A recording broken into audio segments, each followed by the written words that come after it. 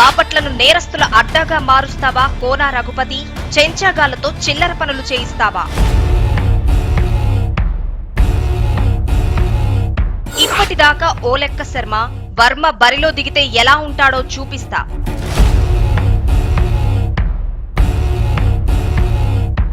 గుట్కా బ్యాచ్లు, గంజాయి గూండాలతో దందా చేయాలని చూస్తే కబడ్దార్.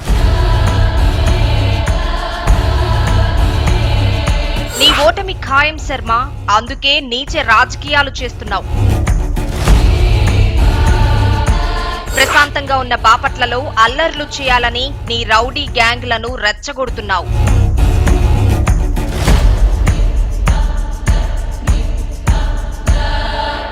రఘుపతి, నేను కనుసైగ చేస్తే నీ పని ఖతం.